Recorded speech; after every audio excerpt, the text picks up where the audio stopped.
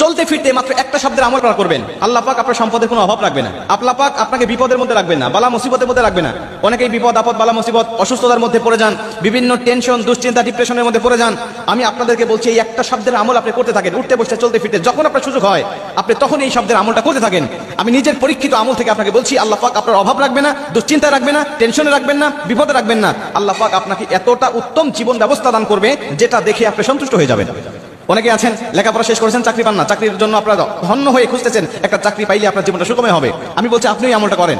অনেকে আছেন ব্যবসা বাণিজ্য করে বারবার ধরা খেয়ে যায়, ব্যবসা বাণিজ্যে কোনো বরকত হয় না, ব্যবসা বাণিজ্যে সে লাভবান হতে পারতেছে না। আমি বলি আপনি এই আমলটা করেন। যে যে পজিশনের মধ্যে অসুখী আছেন, যে যে পজিশনের মধ্যে দুঃখে আছেন, ওই পজিশন থেকে আমলটা আপনি করতে থাকেন। এই নিয়তটা করে আল্লাহ পাকের কাছে আল্লাহ পাক অবশ্যই আপনাকে এমন কিছু দিবেন যেটা দেখে আপনি সন্তুষ্ট হয়ে যাবেন, রবের প্রতি শুকরিয়া আপনার বেড়ে যাবে, রবের কদমে সেজদা দিতে আপনার মন চাইবে। মুসলমান ভাইরা আমার নবীজি বলেন, ইস্তেগফার, যে ব্যক্তি ইস্তেগফারের সাথে আঠার মতো লেগে থাকবে, সর্বসময় তার জবান দিয়ে ইস্তেগফার বের করতে থাকবে, শুধু আস্তাগফিরুল্লাহ আস্তাগফিরুল্লাহ, যে ব্যক্তি পাঠ করতে থাকবে সর্বসময়, আমার আল্লাহ পাক তার রিজিকের মধ্যে বরকত দান করে দিবে। আমার আল্লাহ পাক তাকে অবশ্যই এত ভালো কিছু দান করবে যেটা তার জীবনটাকে সুখময় শান্তিময় করে দিবে। আমার আল্লাহ তার অশান্তি ডিপ্রেশন চিন্তা ভাবনা দূর করে দিবে, এক কথায় সুখময় শান্তিময় জীবন দান করে দিবে। সুখময় শান্তিময় আল্লাহ পাক আপনাকে জীবন দান করে দিবে যদি আপনি ইস্তেগফারের আমল করতে পারেন। সর্বসময় আস্তাগফিরুল্লাহ আস্তাগফিরুল্লাহ আস্তাগফিরুল্লাহ আস্তাগফিরুল্লাহ রাব্বি মিন কুল্লি যামবি ওয়া আতুবু ইলাইহি লা হাওলা ওয়ালা কুওয়াতা ইল্লা বিল্লাহিল আলিয়্যিল আযীম। পুরাটা যদি আপনি নাও পড়তে পারেন, শুধু আস্তাগফিরুল্লাহ পড়তে পারলেও আপনার অনেক ফজিলত হবে। নবীজি বলছেন কমপক্ষে 5টা ফজিলত আস্তাগফিরুল্লাহ, শুধু ইস্তেগফার আস্তাগফিরুল্লাহ আস্তাগফিরুল্লাহ পড়ার কারণে তার আল্লাহ পাক সঙ্গে সঙ্গে দান করে দেয়। 1 নম্বরে তাকে আল্লাহ পাক রিজিকের অভাব দূর করে দেয়। 2 নম্বরে আল্লাহ পাক তাকে মুস্তাজাবুদ দাওয়া বানিয়ে দেয়। ওই আস্তাগফিরুল্লাহ পড়নেওয়ালা ব্যক্তি যদি আল্লাহ পাকের কাছে হাত তুলে দোয়া করে, আল্লাহ পাক তার খালি হাত ফেরত দেয় না, আল্লাহ পাক তার দোয়াটাকে কবুল করে নেয়। ওই যে ইমাম আহমদ ইবনে হাম্বলের ঘটনা থেকে আমরা জানি, রুটি বিক্রেতাওয়ালা যুবককে ইমাম আহমদ ইবনে হাম্বল জিজ্ঞাসা করতেছেন, তুমি সব সময় কেন ইস্তেগফার পাঠ করো, সব সময় কেন আস্তাগফিরুল্লাহ পাঠ করো, বলো এর জন্য তুমি কি পেয়েছো? উনি বলছেন, হুজুর আমি ইস্তেগফার পাঠ করার কারণে আমার আল্লাহ পাক আমাকে মুস্তাজাবুদ দাওয়া বানিয়ে দিয়েছে। আমি হাত তুলতে দেরি হয়, আমার আল্লাহ আমার হাত কবুল করতে দেরি করে না।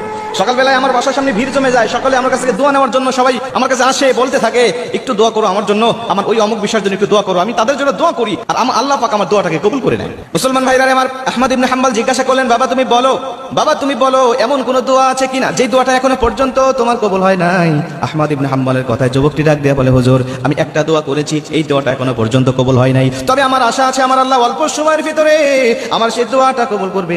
আহমদ ইবনে হাম্বল ডাক দিয়া বললেন, বাবা বলো সেই দোয়াটা কোনটা যেটা তোমার কবুল হয় নাই? যুবকটি ডাক দিয়া বলেন, হুজুর জামানার শ্রেষ্ঠ আলেম, জামানার শ্রেষ্ঠ মুহাদ্দিস আহমদ ইবনে হাম্বলের সাথে সাক্ষাতের জন্য আল্লাহর কাছে প্রার্থনা করেছি, আমার আল্লাহ পাক এখনো কবুল করে নাই, তবে আমি সময় বের করতে পারতেছি না বলেই আল্লাহ কবুল করতেছে না। আমি যদি একটুখানি সময় বের করতে পারি হয়তো আল্লাহ পাক আমার দোয়াটাকে কবুল করে নিবেন। হুজুর অচিরেই আমি তার সাথে সাক্ষাতের জন্য রওনা হয়ে যাব।